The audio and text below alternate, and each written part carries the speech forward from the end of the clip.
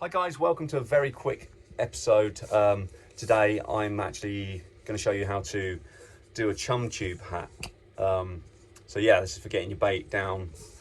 If you're kind of drifting or if you're fishing off the bottom, you can literally bung a load of fish guts in here or whatever chum you're going to be using and pop it down a line, and hopefully it'll attract some nice fishies. So yeah, this is I was thinking I was going to use a bottle, and you know, realistically you need a screw top lid and a wide enough entry to kind of get some bait in there.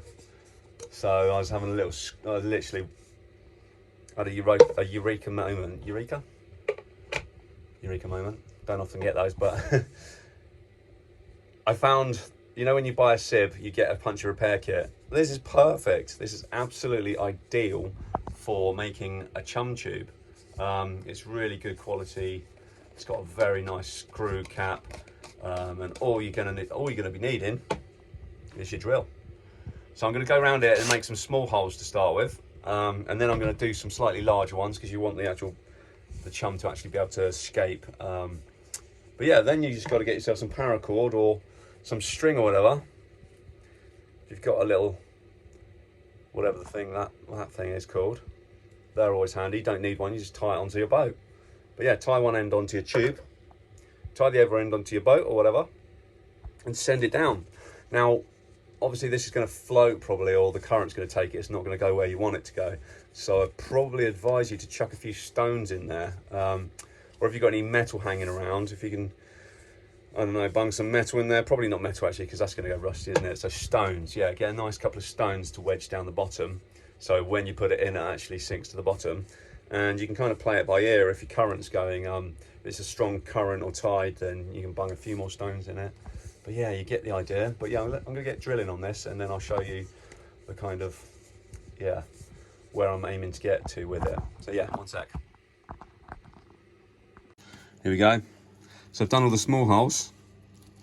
Now I'm just going to get a bigger drill bit and make a dozen larger holes. Yes, it's super easy this. Obviously you take out all your puncture repair kit stuff before you start drilling it.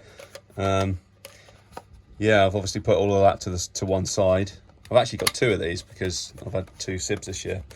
So I was just like, wow, that is a very good use of a container that otherwise just stores your puncture repair kit. So yeah, I'm going to drill out the bigger bits and report back.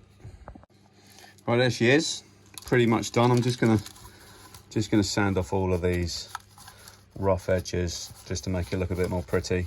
And if a dogfish, actually, yeah, that might be good for, if a dogfish puts his nose in there, that might put him off a bit if he gets a bit of plastic stuck in his nostrils. Might be onto something there. But no, I probably will sand it off just in case. Just in case. Right. That's the chum tube. So quick and easy.